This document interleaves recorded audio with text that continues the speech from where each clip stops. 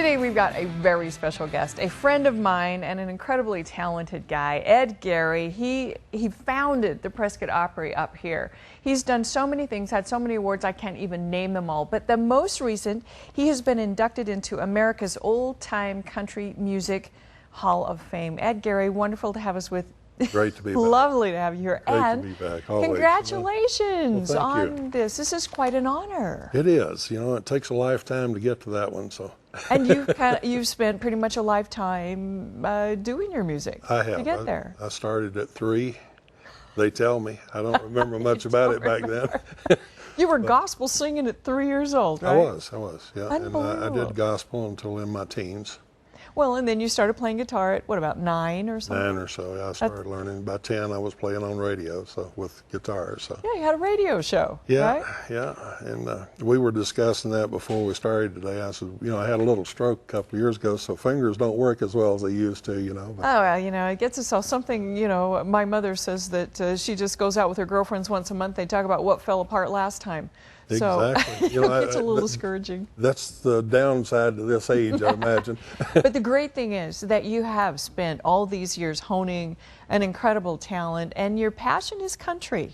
It is. It's country or western swing. Uh-huh. I still do gospel, and the thing they're honoring me for, though, is my country music, and it's stuff I've done. Of course, I do a range all the way from the Jimmy Rogers area of the 20s all the way up to some of the people today. There's not a lot of them I listen to these days, but some of them still do some good music. Because you like classic.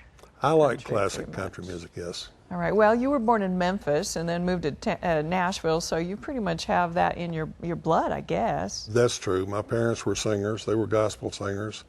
I've got gospel and country singers on both sides of the family. I mean, you were fated. I mean, you would have been a black sheep had you not gone into this field, right? As I tell everyone, I was raised in a guitar case. So. I love it. Oh, I can see little Ed in the guitar case. Yeah. Mommy's rocking. I probably did sleep in one a few times. Beats a bureau drawer, right? It does. Or being laid on a chair or something while they're singing, you know. So. Well, you know, talking about the Hall of Fame, it's, again, America's Old-Time Country Music Hall of Fame. You're in there with some other illustrious folks. Oh, you can name them. I mean, Bill Anderson, Roy Acuff, just tons of them, you know, and they're just, you know, all my heroes are in there, so. Well, that's a real honor. I mean, you fronted for a lot of these guys through the years, too. I did. I worked with a lot of them. There's one lady that's being inducted along with me that I actually got to work with when we were doing a Bob Hope tour. Oh.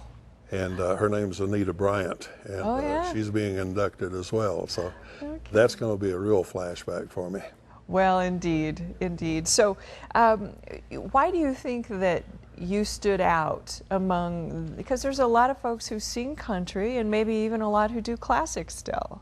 There's a lot of us out there that still do the real country, and a lot of it has gone to mostly acoustical, you know, rather than electrified. And I see country music becoming a festival thing, you know, real country music becoming a festival thing, kind of like bluegrass has, or fiddler conventions, that kind of thing, you know, and because you can't get played on much radio anymore, so.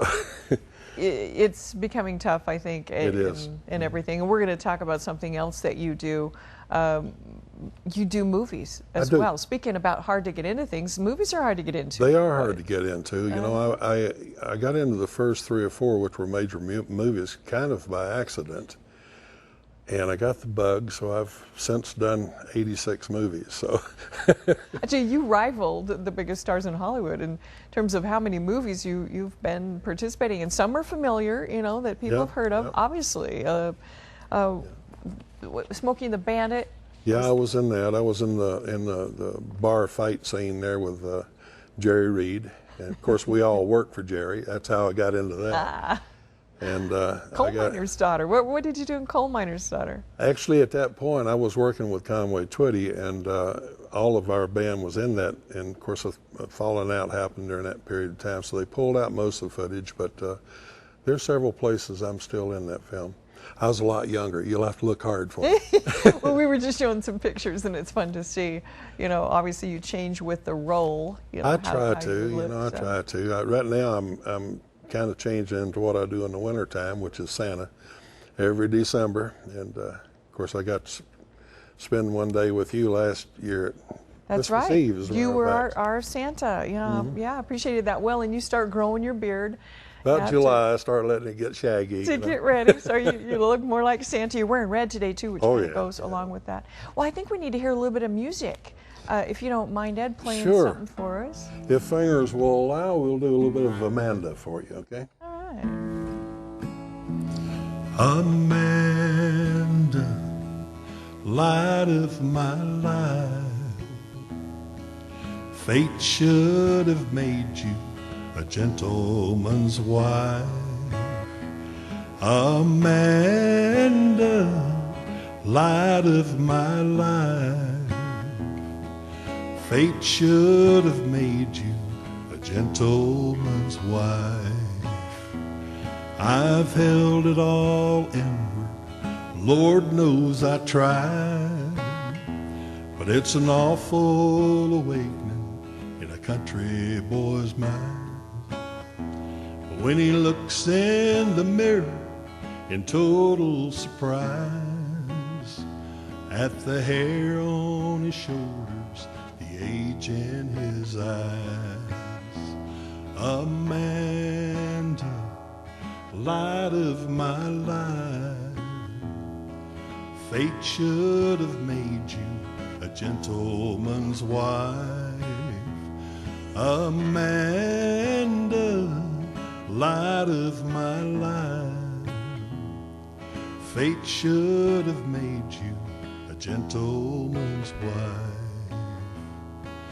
Fate should have made you at least twice. I always have a little fun with my music. I do write some music. I've had been recorded by other artists. Nothing that screams at you, but... well, you had 3 top hits, didn't you? Actually, I had 3 in this country that were in the top 20, but I had probably 16 number ones, worldwide. So yeah, Europe really digs your music too. I think Europe especially loves the Western genre. They do. I get requests all the time from like Germany and Norway and Spain, Switzerland, for music, and most of my stuff sells over there. So see that? You're like a worldwide hero. Well, I don't know about the hero part. I'm loving it. Well, because you are keeping classic country alive too, because as you said, country music has changed a lot, but this is a genre that you don't want to go away.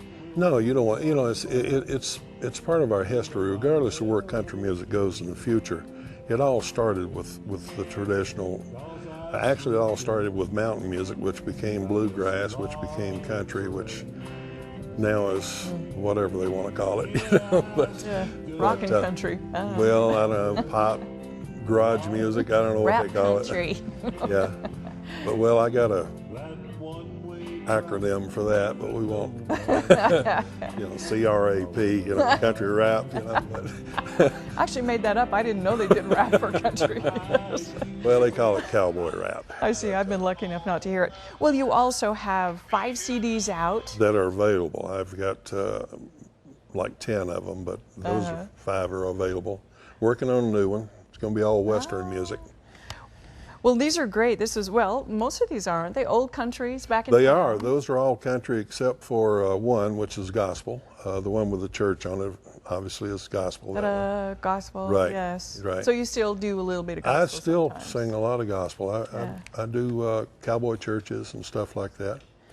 And the Western album I'm working on, I've got a new video to be ready just any time. We did a tune that Marty Robbins had out called Mr. Shorty, and we took the words to Mr. Shorty and made a script of it, and it's going to be a little short movie of the actual gunfight and everything. Kidding. So you're going to have like a MTV Madonna video thing? Yes.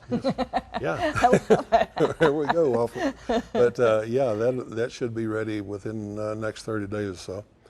Director Dave Staley put it together, and it's coming along real And people fast. will find it online? They will. Okay. And they'll find it at edgarymusic.com. You can bet on that. So. Well, and also acting, you continue to act as well. I do. Yeah. I love it. It's, well, it reminds me of my Army days, you know, that hurry up, wait stuff. You know, you can be on set for 3 days to get 10 minutes yeah. of film, you know. So. Yeah, that's why they cost so much, right? Oh, yeah. Yeah.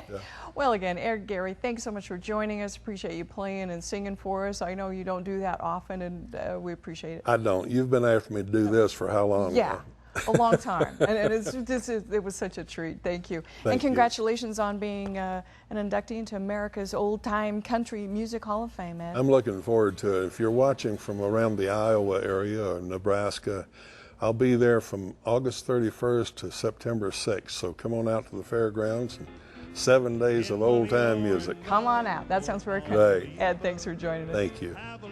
And don't you go away. We're going to take a break. We'll be right back. We're going to talk about ultrasonic bone scans right after this.